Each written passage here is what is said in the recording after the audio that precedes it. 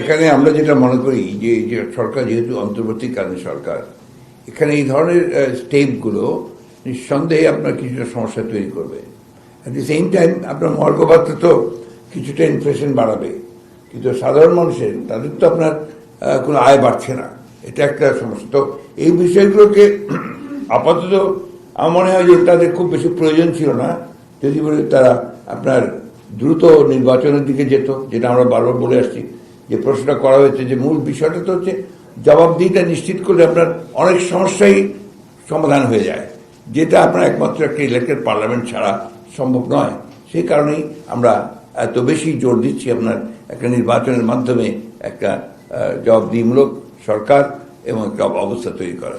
আমি এই জিনিসটা করতে যাচ্ছি না, আপনারা এটাই আসেন, আজকে অর্থনীতির উপরেই আসেন। দ্রব্যমূল্য কর এগুলোর উপর থাকলে সুবিধা হবে কি, এটা তো মানুষের এক্সপেকটেশন আছে একটা, তাই না?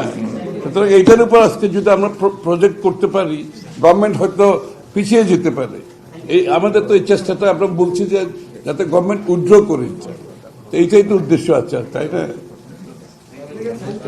এখানে একটা জিনিস আপনাকে আমি অ্যাড করতে চাই, সেটা হচ্ছে যে আপনার যে ভয়ঙ্কর একটা মাথা ভারী প্রশাসন আছে, আপনার জানেন, সেটা অনেক বলেছেন, এটা কিন্তু অনেক বেশি আপনার মানে এটা আমাদেরকে সরকারকে তাদের দিতে হয়, বেতন দিতে হয়, এবং অপ্রয়োজনীয় খাতে আর প্রোডাক্টিভ খাতে এত বেশি অতীতে ব্যয় করা হয়েছে, কিন্তু সেইগুলো এখন থেকেই গেছে।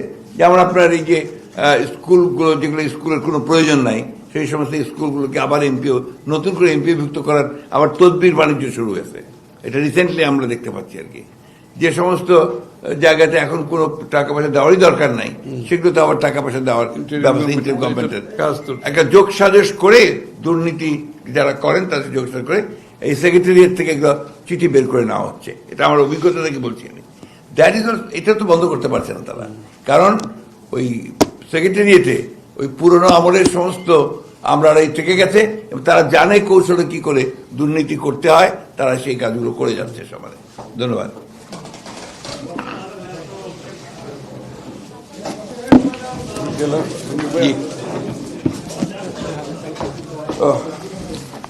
টায়ার্ড হয়ে যাচ্ছে কেন?